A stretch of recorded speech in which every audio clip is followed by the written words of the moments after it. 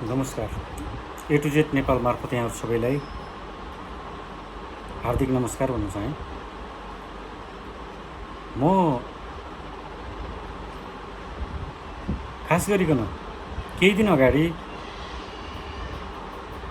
लुम्बिनी प्रदेश यानि कि 5 नम्बर प्रदेशको प्रदेश सभामा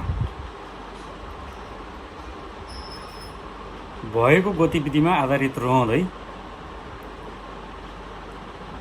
केही कुराहरू राख्नेछु।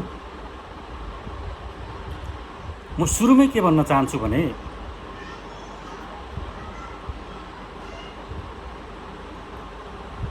आफूलाई बडो लोकतान्त्रिक प्रजातान्त्रिकको हिमायती बन्न रुचाउने नेपाली कङ्ग्रेस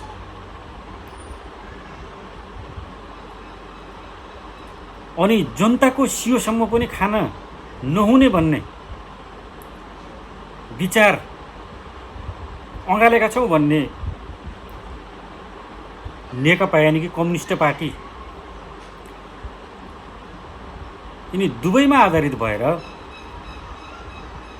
मैले आफ्नो विषयलाई राख्नेछु। र विषय राख्दाखेरि म यो पनि भन्न चाहन्छु, सत्य तितो हुन्छ।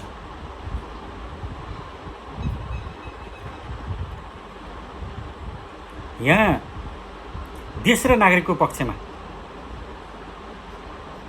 अडान लिँदाखेरि ठुल्ठुला व्यक्तिहरूको हत्या भएको छ, वंशनाश भएको छ। यो तितो सत्य आम नेपाली नागरिकका अगाडि दिनको घाम जस्तै छर्लङ्गै छ। त्यसैले मैले सुरुमै यो कुरा किन गरेँ भने यी विषयहरू राख्दाखेरि चोरलाई चोर भन्दाखेरि बेमान दुष्ट र नितान्त व्यक्तिवादी सोचबाट परिचालितहरूलाई त्यो कुरा भन्दाखेरि यिनीहरूलाई सहन गर्न गाह्रो हुने, अपाच्य लाग्ने र यिनीहरूले सत्य कुरा उठाउनेहरूलाई सिद्ध्याउने, सामाजिक रूपमा, नैतिक रूपमा, अझ भौतिक रूपमै सिद्ध्याउने यस प्रकारको खेल गर्छन् भन्ने कुरा हामीले सुनेका छौँ। त्यसैले यो कुरा मैले सुरुमै राखेँ। मैले के भन्न चाहन्छु भने जनताको मतको दुरुपयोग गर्नको निम्ति जब जब चुनाव आउँछ तब यिनीहरूले नागरिकलाई भ्रमित गराउने काम मात्रै गर्छन्।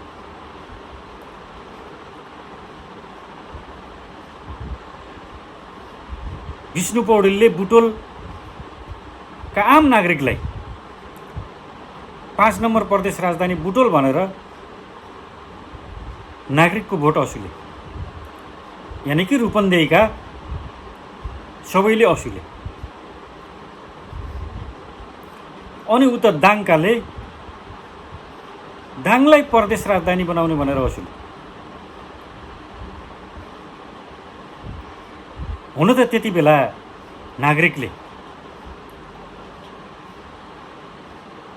बुटोल यानि कि रूपन्देहीमा दिइएको नारा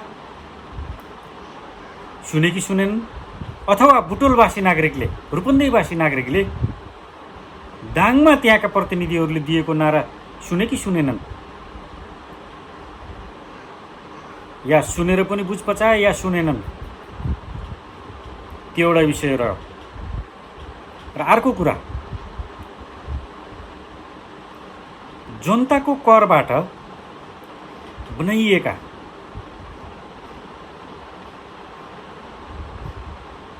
सबै संयन्त्रहरू, भौतिक संरचनाहरू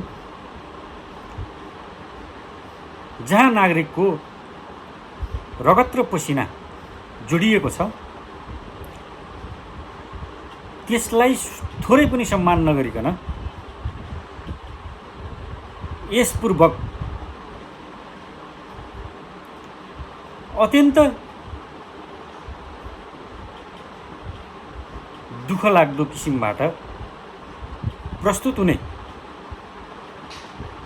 जो कोहीलाई सम्मान फिटिकै गरिँदैन र त्यो गर्नु हुँदैन म भन्न चाहन्छु। हुन त यो कुरा केही वर्ष अगाडि नयाँ बानेश्वर संसद भवनमा तत्कालीन माओवादीका संसदहरूले मजासँग त्यो बाँदर प्रवृत्ति भनेर पनि इङ्गित गरियो, त्यो प्रवृत्ति देखाएका हुन् र आफूलाई लोकतान्त्रिक भन्ने, बडो प्रजातान्त्रिक भन्ने, प्रतिस्पर्धाको राजनीतिलाई अङ्गीकार गर्छौँ भन्ने नेपाली काङ्ग्रेसले बुटोलमा आफूलाई त्यसरी प्रस्तुत गर्नु, त्यो निर्लज्जता प्रदर्शन गर्नु कि मार्थ ठिक हो म भन्दिनँ।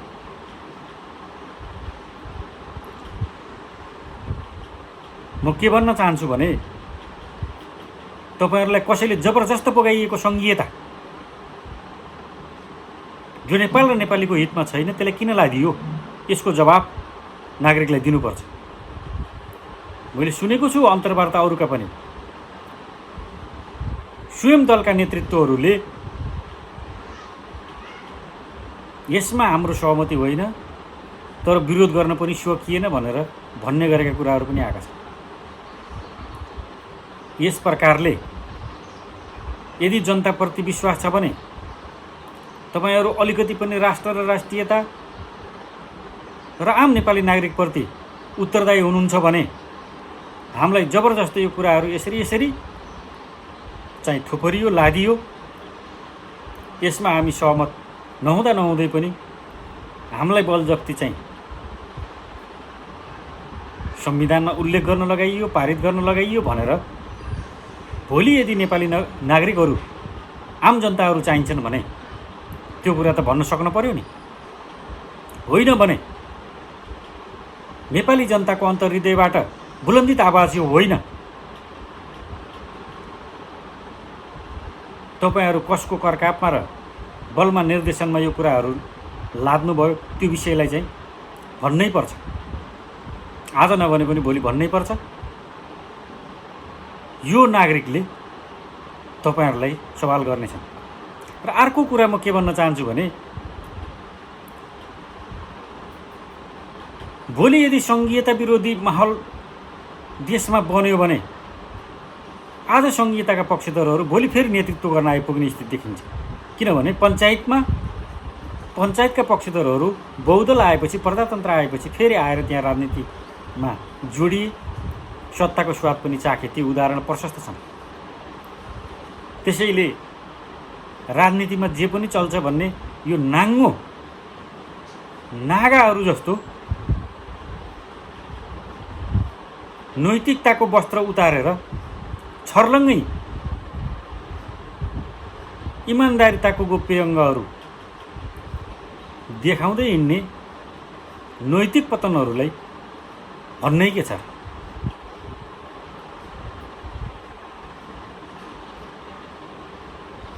हिज संसद भवनमा केही वर्ष अगाडि गरिएको उद्दण्डतालाई बाँदरे प्रवृत्ति भन्ने नेपाली काङ्ग्रेसका साथीहरूले आज किन त्यही बाँदर प्रवृत्तिलाई अगाल्नु भयो, यो एउटा विषय रह्यो। अर्को कुरा मलाई के लाग्दछ भने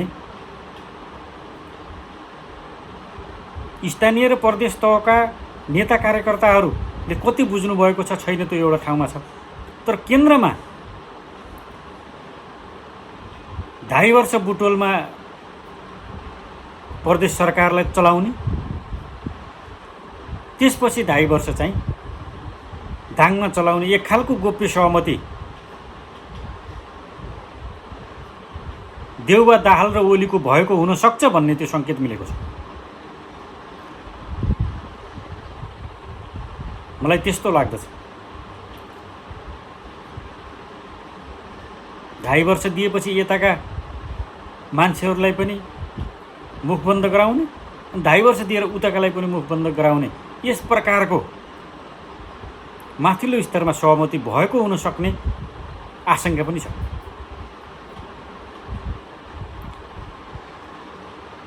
र म के भन्न चाहन्छु भने जनताको करबाट बनाइएको तपाईँहरूको नाटक मञ्चन गर्ने त्यो नाट्यशालामा प्रयोग भएका भौतिक सामग्रीहरू भाँच्ने होइन, थोरै पनि नैतिकता छ भने, हिम्मत छ भने महँगो साबित भएको प्रदेश सरकार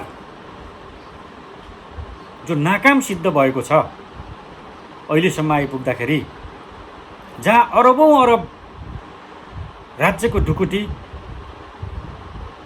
तपाईँहरूको साधारण खर्चको निम्ति, सेवा सुविधाका निम्ति खर्चिएको छ, जसले कुनै उत्कृष्ट परिणाम दिन सकेको छैन, यसलाई तुरुन्त खारेज गर्नुस्। त्यो हिम्मत छ तपाईँहरूसँग?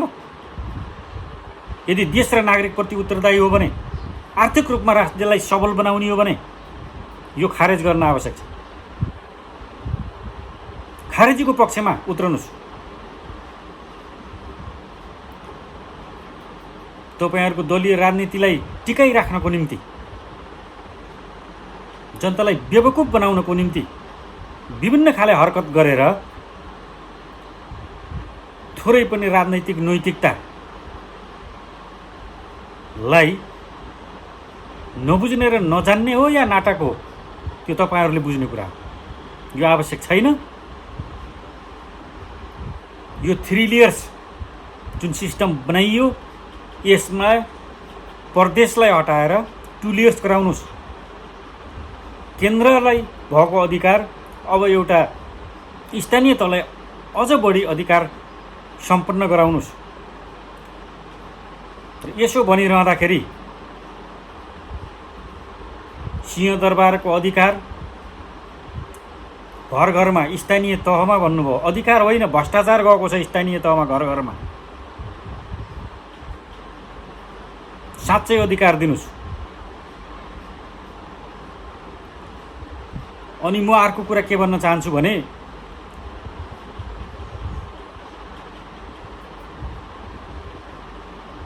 एउटा राजनीतिक दलको सदस्यता लिइसके पछाडि त्यो राजनीतिक दल र त्यसको नेतृत्वले गर्ने हरेक गलत क्रियाकलापहरूलाई ढाकछोप गर्नुपर्छ।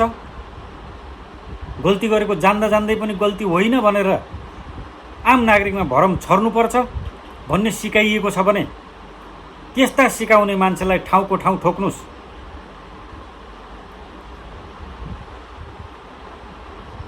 कति सहने अब नागरिकले? अलिकति घोतलिनुस्। 46 सालसम्म 17 देखि 18,000 प्रति व्यक्ति वैदेशिक ऋण भएको अवस्थामा अहिले आउँदाखेरि 47 देखि 48,000 प्रति व्यक्ति वैदेशिक ऋण भार पुगेको छ। यही हो प्रगति? दर्जनौं दर्जन पञ्चायतकालमा सञ्चालनमा आएका कल कारखानाहरू बन्द भए, कौडीको भावमा बेचिए। दर्जनौं राष्ट्रघाती सन्धि सम्झौताहरू भए भन्दा नागरिकलाई राज्यले कोल्टो फेर्छ, पश्चिमबाट सूर्य उदाउँछ, दुनियाँ दिवाना भनेर भ्रममा पारियो र नागरिकको विरोध र आक्रोशलाई मत्थर पार्ने काम गरियो। हामीले विश्वास गरिरह्यौँ, तर अब कति गर्ने? आँखै अगाडि छर्लङ्गै देख्दाखेरि पनि तपाईहरूलाई त्यो पार्टीको सदस्यता च्यात्न मन लाग्दैन? चाहे काङ्ग्रेस भन्नुस्, चाहे हिजोको एमाले भन्नुस्, हिजोको माओवादी भन्नुस्, या अन्य दलहरू भन्नुस्, जो सत्तामा पुगे र उनीहरू टेस्टेड छन्, तिनीहरूलाई अब धेरै पटक पटक बुझ्नुपर्छ र बिहोर्नुपर्छ भन्न मलाई लाग्दैन। दिन कस्तो हुन्छ भन्ने कुरा बिहानीले जनाउँछ। एकपटक गएको दल र त्यसको नेताले अहिलेसम्म देश र जनताप्रति कति उत्तरदायी भएर कार्य सम्पादन गर्यो भन्ने कुरा त अब देखिसक्नु भएको छ। मिठा भाषण र गुलिया नाराका पछाडि लागेर आफ्नो थाप्लोमा आफै घन हान्ने, आफ्नो खुट्टामा आफै बन्चरो हान्ने, यस प्रकारको गल्ती कति पटक दोहोऱ्याउने? हामीले कुनै दलको अमुक नेतालाई दोष लगाएर हुँदैन। दोषी हामी आफै नागरिक छौँ। सबभन्दा बढी दुःखद पक्ष के छ भने एउटा राजनीतिक दलले लाखौँ लाख पार्टी सदस्यता वितरण गर्छ, किनेर गर्छ या भ्रम छरेर गर्छ। ठिक छ, हामी एकपटक सदस्यता लियौँ, तर उसलाई एउटा अपर्च्युनिटी दिएपछि, एउटा मौका दिएपछि उसले गरेन भने त्यसैको सदस्यता लिइराख्नुपर्छ भनेर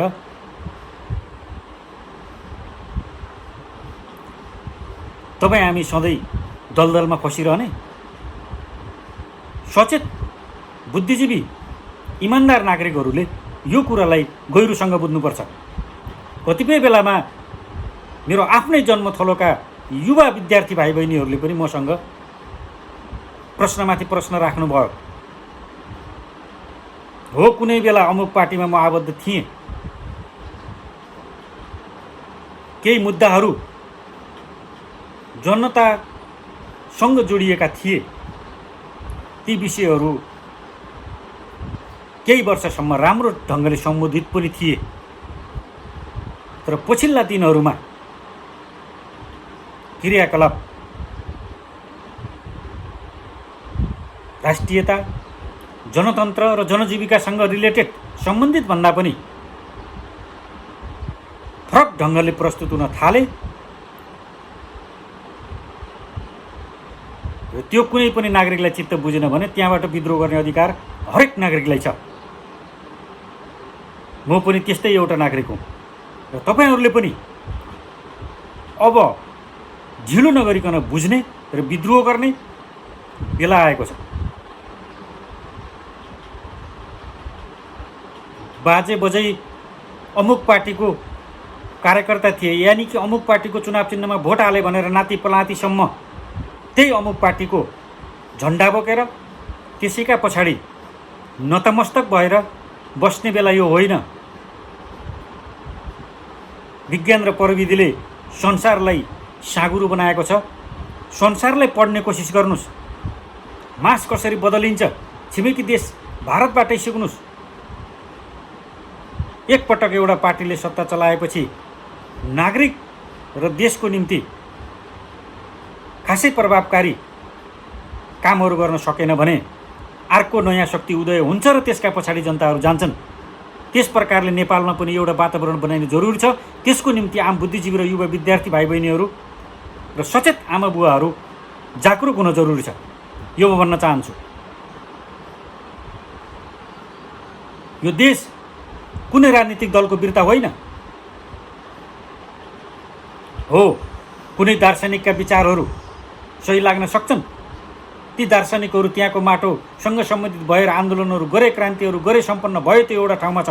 तर हामीले नेपालको माटो सुहाउँदो राजनीति गर्नुपर्छ।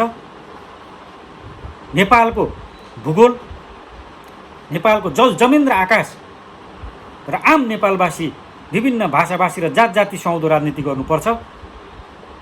त्यस प्रकारबाट एउटा मापदण्ड बनाएर, एउटा मार्गचित्र कोरेर अगाडि बढ्नुपर्छ। हामी कसैका दासी होइनौँ। हामी काङ्ग्रेस, कम्युनिस्ट या कुनै XYZ का दासी होइनौँ। अब नयाँ ढङ्गले सोचिनुपर्छ। हिजो बाबुबाजेले विचार नपुर्याउँदा आज छोरा नातिले दुःख पाइएको छ। आज तपाईँ हामीहरूले विचार पुर्याएनौँ भने भोलि तपाईँ हाम्रा छोरा नातिले दुःख पाउनेछन् र तपाईँ हामीलाई सम्झँदै थुक्दै गर्नेछन्। हाम्रा बाआमाहरूले विचार पुर्याइदिएको भए हामी आज यस प्रकारबाट प्रताडित हुन पर्ने थिएन भनेर तपाईँ हामीलाई धिक्कार्ने र छिछि र दूर दूर गर्नेछन्। त्यस प्रकारको अवस्था सिर्जना नगरौँ भन्न म चाहन्छु। आदरणीय आमाबुवा तथा दाजुभाइ दिदीबहिनीहरू,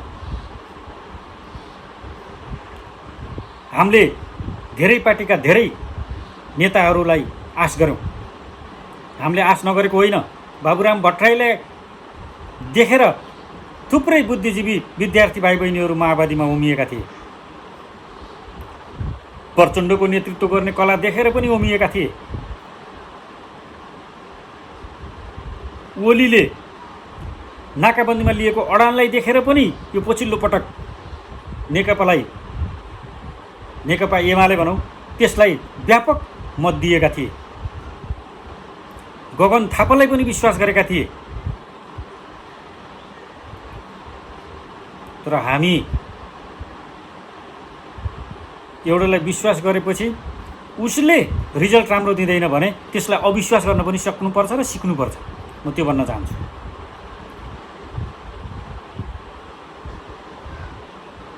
प्रचण्ड, ओली र देउबा भएपछि अरू कसैका कुरा सुन्नु नपर्ने भन्ने छैन। यिनीहरूलाई हामीले त्यस प्रकारको कुनै तमसुक बनाएर दिएका छैनौँ। नेपाल र नेपालीको अहितमा जुनसुकै निर्णय गर्ने अधिकार तिमीहरूलाई छ भनेर हामीले कोही तमसुक गरेका छैनौँ। कोही त्यस प्रकारको लिखतमा हाम्रो हस्ताक्षर छैन। सबभन्दा दुःख यो लाग्छ, कोरोना र बाढी दैवी प्रकोपले सयौँ हजारौँ मान्छेहरूको मृत्यु भयो, घरबारविहीन भए, देश नै संवेदनामा भयो। तर यिनीहरू आफ्नो पद र प्रतिष्ठाभन्दा मैले 3 प भन्ने गरेको छु, पद पैसा र प्रतिष्ठाभन्दा चौथो कुनै कुरामा पनि केन्द्रित भएनन्। आम नागरिकका समस्या एकातिर छन्, यिनीहरू आफ्नै स्वार्थमा दिनमा दर्जनौं पटक आफ्नै किसिमले बैठक बसेका छन् र आफ्नै स्वार्थका मुद्दाहरूमा केन्द्रित छन्। यति हुँदाखेरि पनि हामीले नबुझ्ने, कहिले बुझ्ने? आउने कुरा आइसके। अब नेपाली नागरिकका सिङ उम्रिँदैनन्। उम्रिनुपर्ने कुराहरू सबै उम्रिसकेका छन्। परिस्थितिले उमारिसकेको छ। त्यसैले खबरदारी गरौँ।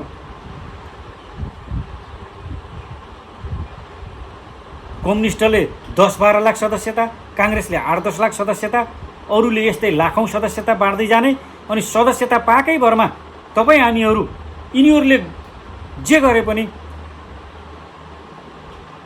मौन स्वीकृति दिँदै जाने हो भने अनि देश कसरी रहन्छ? अनि नागरिकले कसरी सेवा सुविधा पाउँछन्? 80% कृषियोग्य जमिन भएको ठाउँमा नागरिकका कृषिसँग सम्बन्धित कुराहरूलाई सम्बोधन गर्ने कुराहरू खै?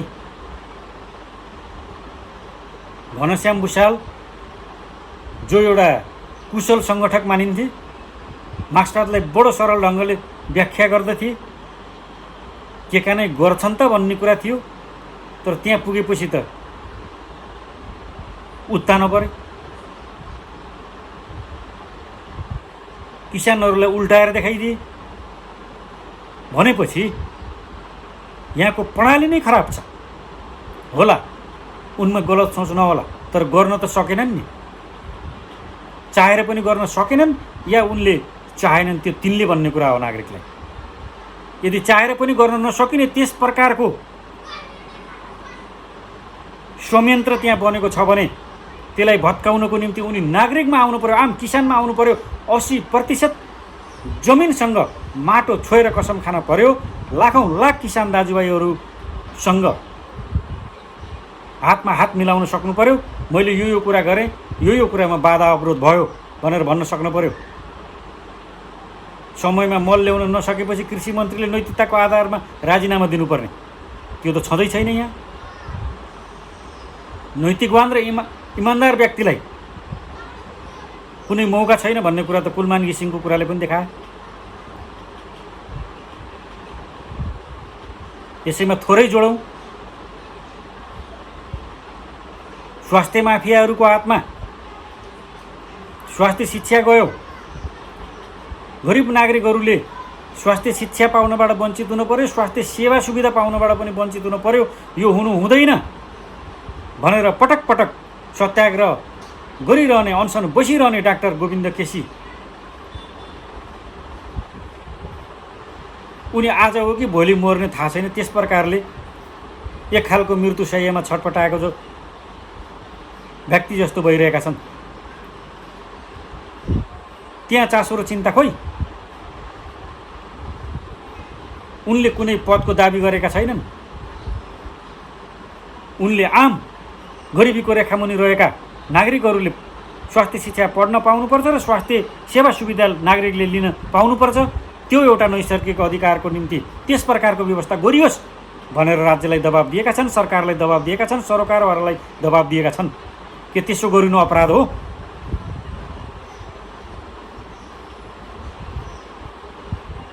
यदि अपराध हो भने भोलि तपाईँ हामीले न्यायको निम्ति कुनै आवाज उठाउँदाखेरि त्यसलाई पनि अपराध ठहराइनेछ र तपाईँ र हामीलाई दण्डित गर्नेछन्। सत्य तितो हुन्छ, पोल्छ। यसो भन्दैमा सत्य भन्न र बोल्न हामी डरायौँ, पछि हट्यौँ, हिचकिचायौँ भने हामीहरूमाथि अझ बढी अन्याय, अत्याचार र दमन हुनेछ। त्यसैले दमनलाई चिर्दै सत्यको पक्षमा, न्यायको पक्षमा, आम सचेत नागरिकको पक्षमा हामीले आवाज बुलन्द गर्नैपर्छ। कसैले आएर गरिदिनेवाला छैन। तपाईँ हामी स्वयं आफै जागरुक हुनुपर्छ। म यो पार्टीको छु, ढिस्कानोको छु भनेर होइन। बुझ्नुभएको छैन भने बुझ्नुहोस्, बुझ्नुभएको छ भने अब ढिला नगर्नुहोस्।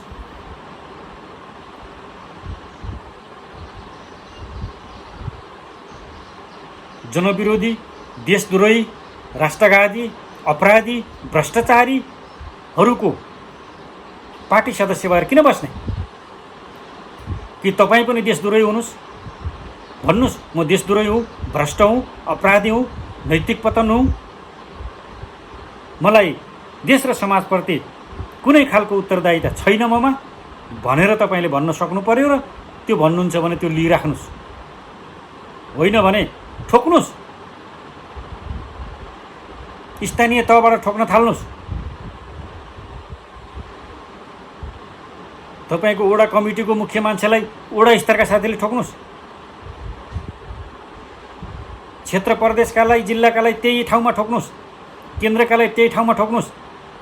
होइन भने भन्नुहोस् हामी सबै बिकेका छौँ।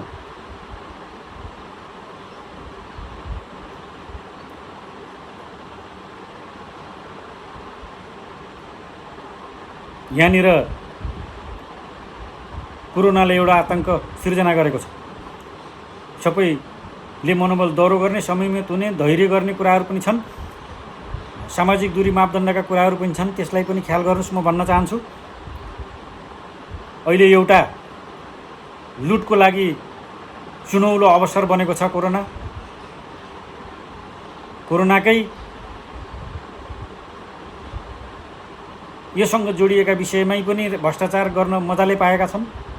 अर्को कुरा, कोरोनाले गर्दाखेरि मान्छेहरू स्वतस्फूर्त रूपमा सडकमा आउन सक्ने स्थिति बनेको छैन र यो बेला बडो आनन्द ढङ्गले प्रतिपक्ष र सत्तापक्षको मिलेमतोमा राज्यलाई लुट्ने काम भएको छ। होइन भने प्रतिपक्षले व्यापक विरोध गर्न सक्नु पर्यो नि। किन चुप लागेको छ?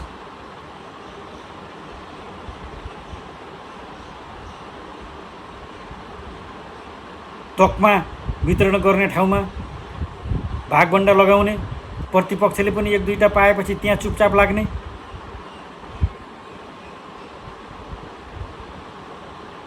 अब पार्टीमै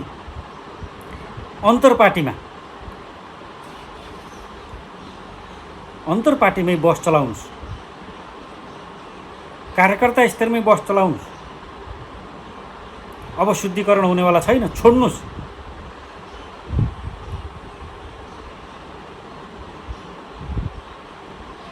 त्यहाँ बसेर शुद्ध गराउँछु भन्ने कुराले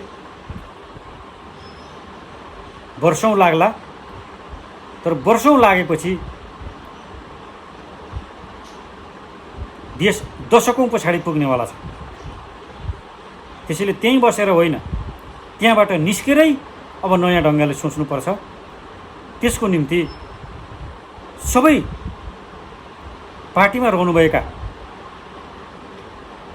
इमान्दार, न्यायप्रेमी, देशभक्त, स्वाभिमानी, विवेकी आम कार्यकर्ताहरूले विद्रोह गर्नै पर्छ। यदि गर्नु भएन भने तपाईको नेतृत्व बलियो भइराख्नेछ। अहिलेसम्म हेरिएको नेतृत्वले राम्रो परिणाम दिएको छैन। ऊ नितान्त आत्मकेन्द्रित छ, आत्मकेन्द्रित व्यक्तिवाद हावी भएको छ।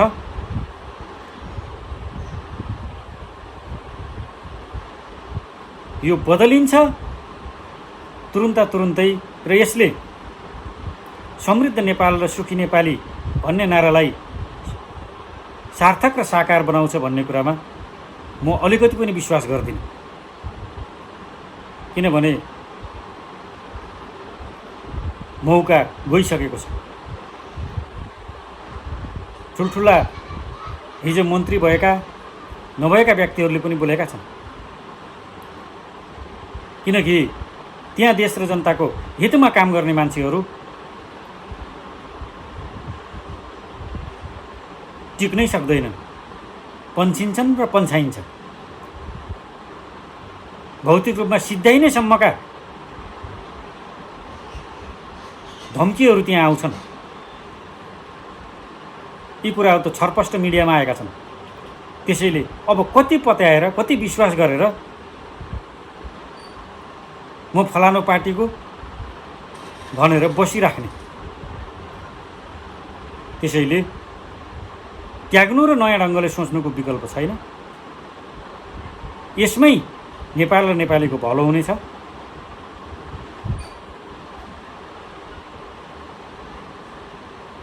$62 लाखको हाराहारीमा नेपालीहरू विश्वका कुना कन्दरमा आफ्नो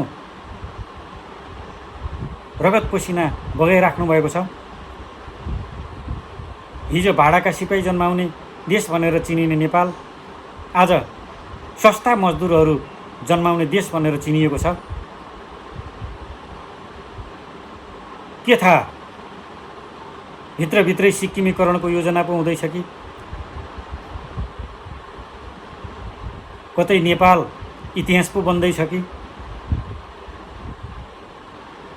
यी कुराहरूलाई पनि सोच्ने गरौँ, म यो भन्न चाहन्छु।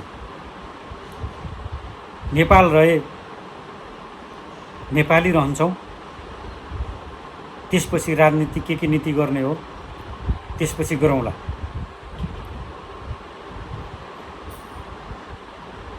त्यसैले भ्रष्टहरूलाई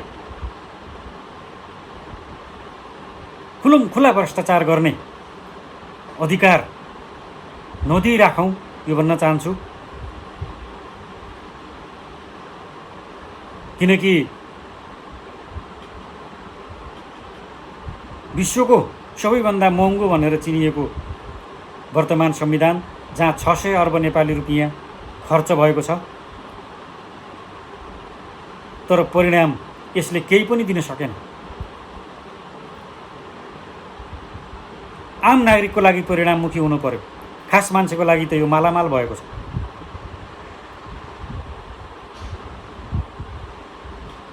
मान्छेहरू रातारात करोडपति अरबपति बनेका छन्। उनीहरूको निम्ति साँच्चै भनियो भने स्वर्ग र नर्क यदि छ भने खास मान्छेको निम्ति अहिलेको व्यवस्था स्वर्ग नै बनेको छ, तर आम नागरिकको निम्ति यो नर्क बनेको छ। त्यसैले यो स्वर्ग र नर्क यही हो। त्यसैले हामी नर्कमै बसिराख्ने या सीमित मान्छेहरूले स्वर्गको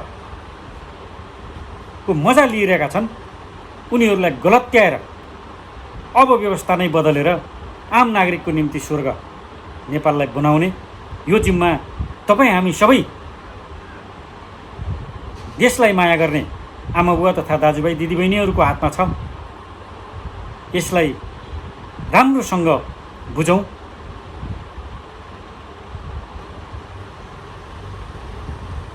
समय आउँछ पर्खिँदैन, बगेको खोला फर्किँदैन। यही भन्दै नमस्ते नेपाल A to Z मार्फत म बिदा लिन चाहन्छु र अन्त्यमा यो च्यानललाई सब्स्क्राइब गर्नुभएको छैन भने सब्स्क्राइब गर्नुहोला। यदि व्यक्त विचारहरू सान्दर्भिक लागे भने सेयर गर्नुहोला, लाइक गर्नुहोला। सुधारका पक्षहरू देख्नुभयो भने कमेन्ट गर्नुहोला।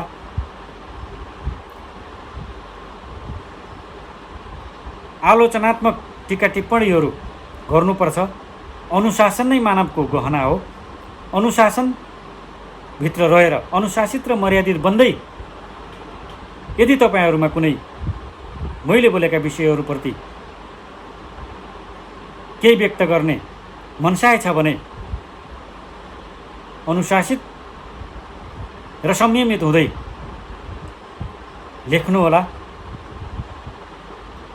म ती विषयहरूमा आधारित भएर फेरि आफ्नो विषयलाई पस्किनेछु।